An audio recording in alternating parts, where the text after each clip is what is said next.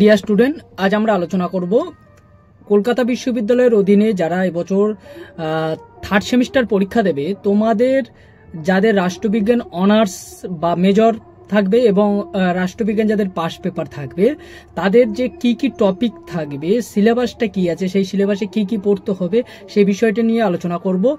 তবে তার আগে তোমাদের আমার এর আগের ভিডিওতে আলোচনা করেছিলাম যে থার্ড সেমিস্টারে যারা অনার্স বা পাস পেপার পড়বে বা মেজর মাইনর যারা হবে, তাদের কি কি পেপার পড়তে হবে, কোন কোন পেপার থাকবে, বা তাদের আইডিসি পেপার থাকবে কিনা, বা কম্পালসারি পেপার কি কি থাকবে, এই নিয়ে আলোচনা করেছি একটা ভিডিও। আর আজকের শুধুমাত্র আলোচনা করব যারা রাষ্ট্রবিজ্ঞান অনার্স এবং যাদের রাষ্ট্রবিজ্ঞান পাস থাকবে, তাদের থার্ড সেমিস্টারের সিলেবাসটা কি হবে সেই বিষয়টা নিয়ে আলোচনা করব। যেহেতু এই টপিকটা তোমাদের ক্ষেত্রে খুবই গুরুত্বপূর্ণ, সিলেবাসটা জানতে হবে, তাই ভিডিওটা পুরোটাই দেখো তোমরা, আশা করছি তোমাদের খুব কাজে লাগবে। তো দেখো সিলেবাসটা কি রয়েছে। আমি ফার্স্ট আলোচনা করব যারা রাষ্ট্রবিজ্ঞান অনার্স যাদের থাকবে, তোমাদের যে তিনটে পেপার পড়তে হবে সেই তিনটে পেপার নিয়ে আলোচনা করব। তার ফার্স্ট পেপার আলোচনা করব CC3, অর্থাৎ পেপারটার নাম হবে political theory, approaches and debates, অর্থাৎ রাজনৈতিক তত্ত্ব, দৃষ্টিভঙ্গি এবং বিতর্ক।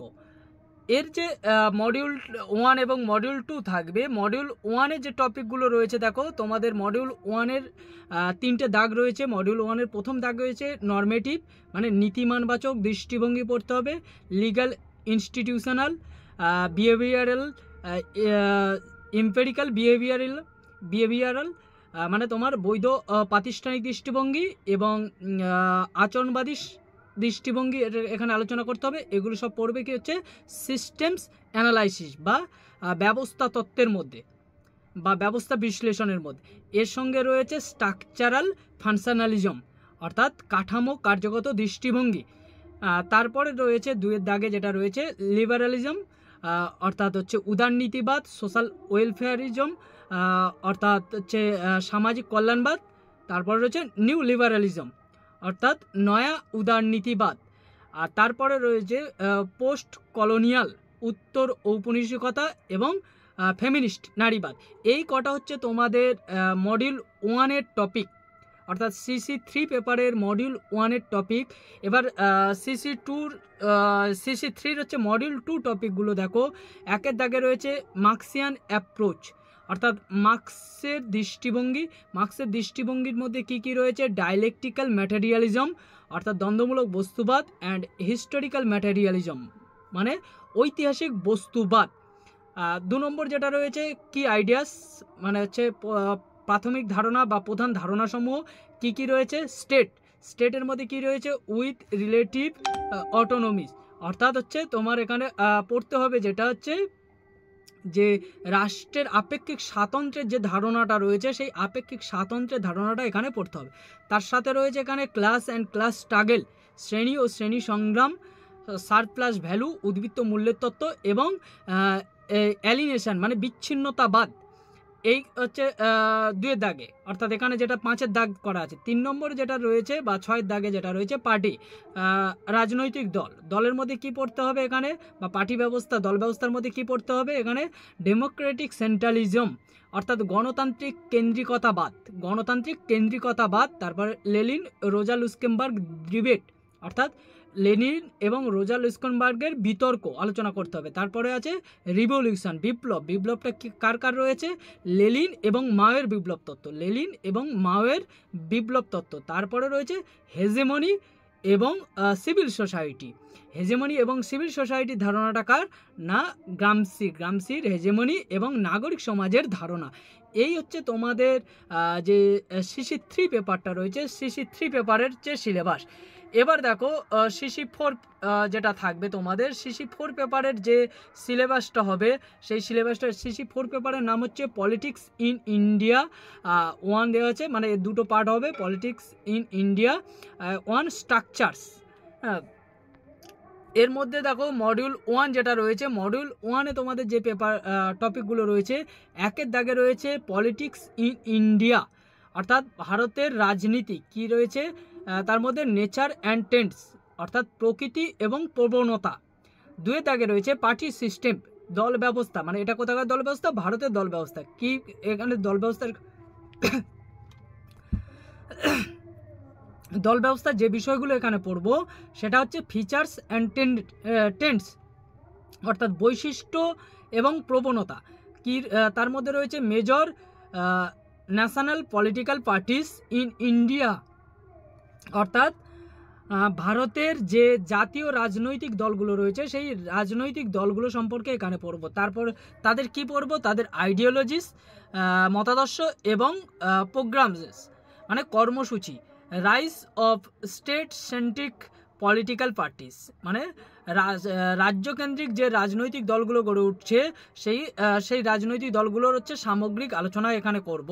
আর হচ্ছে আলোচনা করতে হবে কি major political parties in West Bengal, অর্থাৎ পশ্চিমবঙ্গের রাজনৈতিক দলসমূহ বা প্রধান প্রধান দলগুলো তার কি পড়তে হবে আইডিওলজিস অ্যান্ড প্রোগ্রামস, অর্থাৎ মতাদর্শ এবং কর্মসূচি। তিনের দাগে রয়েছে দেখো ইন্টারেস্ট গ্রুপস, অর্থাৎ স্বার্থ গোষ্ঠী। স্বার্থ গোষ্ঠীর কী পড়তে হবে, role of business group, working class and presents, অর্থাৎ ব্যবসায়ী সমিতি, শ্রমিক শ্রেণী এবং কৃষক সংগঠন, এদের ভূমিকা কী, স্বার্থ গোষ্ঠী হিসাবে এদের ভূমিকা কী। এটা হচ্ছে তোমাদের যে মডিউল 1 আছে, মডিউল 1-এর টপিক। এবার দেখো মডিউল 2 তোমাদের যেটা রয়েছে, মডিউল 2-তে যে টপিকগুলো রয়েছে তার মধ্যে ফার্স্ট রয়েছে ইলেকশন কমিশন, অর্থাৎ নির্বাচন কমিশন। নির্বাচন কমিশনে পড়তে হবে কম্পোজিশন মানে গঠন, ফাংশন মানে কাজ এবং রোল মানে ভূমিকা। তাহলে নির্বাচন কমিশনের গঠন, কার্যাবলী এবং ভূমিকা আলোচনা করতে হবে এখানে বা পড়তে হবে। এর সাথে রয়েছে ইলেকটোরাল রিফর্মস, অর্থাৎ নির্বাচনী সংস্কার সমূহ কী কী সেই বিষয়গুলো এখানে পড়তে হবে। তারপরে দেখো ফেডারেল ইনস্টিটিউশনস, অর্থাৎ যুক্তরাষ্ট্রীয় প্রতিষ্ঠানসমূহ কী পড়তে হবে, ইন্টার গভর্নমেন্টাল ফোরামস মানে সরকারিও যেটা রয়েছে সংগঠনগুলো সম্পর্কে পড়তে হবে। এখানে কি পড়তে হবে, ইন্টার স্টেট কাউন্সিল, আন্তঃরাষ্ট্র পরিষদ, জোনাল কাউন্সিল, ইন্টারস্টেট কাউন্সিল এবং জোনাল কাউন্সিল, এই দুটো পড়তে হবে। এদের কি পড়তে হবে, কম্পোজিশন মানে গঠন, ফাংশন এবং রোল, অর্থাৎ গঠন, কার্যাবলী এবং ভূমিকা, গঠন, কার্যাবলী, ভূমিকা। এছাড়া পড়তে হবে ফিনান্স কমিশন, অর্থ কমিশনের সম্পর্কে এখানে পড়তে হবে। তারপরে দেখো 6-এর দাগে যেটা রয়েছে সিভিল সার্ভিস। সিভিল সার্ভিস এখানে কি পড়তে হবে, ইভলিউশন, সিভিল সার্ভিসের উদ্ভব থেকে শুরু করে সমস্ত কিছু। তাছাড়া তার পড়তে হবে রোল মানে ভূমিকা কি রয়েছে। এছাড়া রয়েছে generalist, various, specialist debate, neutrality issues, মানে এদের হচ্ছে যে সামগ্রিক যে ডিবেটগুলো রয়েছে, এদের যে স্পেশাল ভূমিকা রয়েছে তার সম্পর্কে যে বিতর্কগুলো রয়েছে সেগুলো আলোচনা করতে হবে এবং এদের নিরপেক্ষতার দৃষ্টিকোণগুলো বা নিরপেক্ষ কোন কোন দিক থেকে সেই বিষয়টা এখানে আলোচনা করতে হবে। এটা হচ্ছে তোমাদের মডিউল 2 অর্থাৎ CC4 পেপার যেটা রয়েছে তার মডিউল 1 এবং মডিউল 2 হচ্ছে সিলেবাস। তোমরা সিলেবাসটা হচ্ছে লিখে নিতে পারো বা হচ্ছে স্ক্রিনশট নিয়ে নিতে পারো, আমি তো বাংলায়ও বলে দিলাম। এরপরে দেখো তোমাদের যেটা অনার্সে যাদের পড়তে হবে তোমাদের SCC পেপার যেটা থাকবে, SCC তোমরা A1-2 পড়েছো এবং এবার যেটা তোমাদের থার্ড সেমিস্টারে পড়তে হবে SCC 3 পেপারটার নাম হবে লেজিসলেটিভ প্র্যাকটিস অ্যান্ড প্রসিডিওরস। এই পেপারটা তোমাদের হচ্ছে পড়তে হবে। এখানে দেখো তোমাদের যে SCC পেপারের যে সিলেবাসটা রয়েছে তার মডিউল 1-এ রয়েছে দেখো মেম্বার্স অফ পার্লামেন্ট, অর্থাৎ পার্লামেন্টের সদস্য সমূহ বা সদস্যবৃন্দ, এদের কি পড়তে হবে এখানে, পাওয়ার্স মানে ক্ষমতা, ফাংশন অ্যান্ড প্রিভিলেজ মানে ক্ষমতা, তাদের কার্যাবলী এবং বিশেষাধিকার। 2-এর দাগে রয়েছে members of state legislative Assembly's, অর্থাৎ রাজ্য আইনসভার যারা আছে সদস্য রয়েছে তাদের সম্পর্কে এখানে পড়তে হবে। তাদের কি পড়তে হবে, পাওয়ার্স অ্যান্ড ফাংশন, তাদের ক্ষমতা এবং কার্যাবলী। 3 নম্বর দাগে যেটা রয়েছে তোমাদের rural and urban local self government, অর্থাৎ যেটা স্থানীয় স্বায়ত্তশাসন ব্যবস্থা রয়েছে, অর্থাৎ গ্রামীণ এবং পৌর অঞ্চলের যে স্থানীয় সরকার রয়েছে বা স্থানীয় স্বায়ত্তশাসন ব্যবস্থা রয়েছে সেটা সম্পর্কে এখানে পড়তে হবে। তার কি পড়তে হবে এখানে, ফাংশনারিস, ফাংশনস অ্যান্ড রেসপন্সিবিলিটিস, অর্থাৎ এদের কার্যসমূহ, দায়িত্ববোধসমূহ এবং এদের হচ্ছে সম্পর্কে এদের যে অর্পিত দায়িত্ব থাকে বা হচ্ছে এ দায়িত্ব থাকে, সেই দায়িত্বের কাজগুলো হচ্ছে এখানে আমরা আলোচনা করব। মডিউল 2তে দেখো, মডিউল 2তে যেটা তো তোমাদের রয়েছে একের দাগে কনভার্সন অফ বিল টু ল, অর্থাৎ বিল পাশের পদ্ধতি বা আইন পাশের পদ্ধতি, একটা বিল কিভাবে আইনে রূপান্তরিত হয় সেই বিষয়টা এখানে পড়বো। তার মধ্যে কি পড়তে হবে? প্রসিডিওর, পদ্ধতি, role of standing committees in review a bill, অর্থাৎ হচ্ছে স্থায়ী কমিটি যারা রয়েছে বিল পর্যালোচনার ক্ষেত্রে স্থায়ী কমিটির ভূমিকা কী সেটা আলোচনা করব। তারপরে রয়েছে এখানে লেজিসলেটিভ কনসালট্যান্টস, অর্থাৎ আইনগত পর্যালোচনা বা আইনগত হচ্ছে আলোচনা এখানে পড়ব। তারপরে ফ্রেমিং অব রুলস অ্যান্ড হচ্ছে রেগুলেশন, অর্থাৎ আইন তৈরির প্রক্রিয়া, আইন কিভাবে তৈরি হয় তার প্রক্রিয়াটা কি সেটা হচ্ছে এখানে আলোচনা করতে হবে। এরপরে দেখো যেটা 5-এর দাগে রয়েছে কমিটিস, মানে যে বিভিন্ন ধরনের কমিটিগুলো রয়েছে সেগুলো আলোচনা করতে হবে। তার হচ্ছে কী কী রয়েছে? টাইপস, অবজেক্টিভ অ্যান্ড ফাংশন, অর্থাৎ কমিটির বিভিন্ন ধরন, তার উদ্দেশ্য এবং কার্যাবলী। তারপরে দেখো নেক্সট দাগে যেটা রয়েছে role of committees in reviewing government finance policy programmes and legislation, অর্থাৎ কমিটি যেগুলো রয়েছে কমিটির পর্যালোচনার সম্পর্কে আলোচনা করব। কোন কোন ক্ষেত্রে? অর্থনৈতিক দিক থেকে, নীতি নির্ধারণের ক্ষেত্রে, বিভিন্ন কর্মসূচির ক্ষেত্রে এবং আইনগত ক্ষেত্রে তাদের ভূমিকা কী থাকবে সেই বিষয় সম্পর্কে আলোচনা করতে হবে। এটাই হচ্ছে তোমাদের যাদের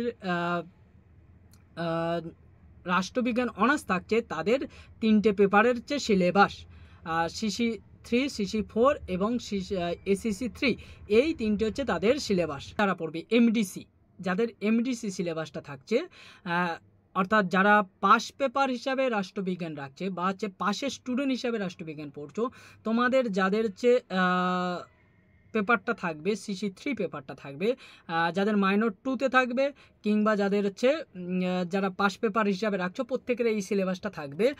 তোমাদের যে MDC যে সিলেবাসটা থাকবে অর্থাৎ CC3 পেপারটা থাকবে, সেই পেপারটা নিয়ে আজকে আলোচনা করব। তোমাদের যে CC3 পেপারটা হবে সেই পেপারটার নাম হচ্ছে Indian foreign policy and strategy. এই পেপারটা তোমাদের 3rd সেমিস্টারে পড়তে হবে। দেখো তোমাদের যে 3rd সেমিস্টারে যে সিলেবাসটা থাকবে সেখানে মডিউল 1 এবং মডিউল 2 থাকবে। মডিউল 1-এ তোমাদের যে সিলেবাসটা রয়েছে আমি সেটা সম্পর্কে আলোচনা করছি। দেখো মডিউল 1-এ 1-এর দাগে যেটা রয়েছে, 1-এর দাগে রয়েছে Indian foreign policy and it's major phases, অর্থাৎ ভারতের বিদেশ নীতি এবং তার বিভিন্ন পর্যায় সম্ভব। কী কী পর্যায় রয়েছে? 1947 থেকে 1962, 1962 থেকে 1991 এবং 1991 থেকে বর্তমান পর্যন্ত, এই 3টে পর্যায় তোমাদের আলোচনা করতে হবে। 2 নম্বর যে দাগে রয়েছে দেখো রিলেশন উইথ গ্রেট পাওয়ার্স, অর্থাৎ যে বৃহৎ ক্ষমতা সমূহ রয়েছে সেই ক্ষমতা সমূহের সঙ্গে ভারতের সম্পর্ক কী, এখানে কী আলোচনা করতে হবে? United states, Russia and China, এই 3টে বৃহৎ শক্তির সঙ্গে ভারতের সম্পর্ক।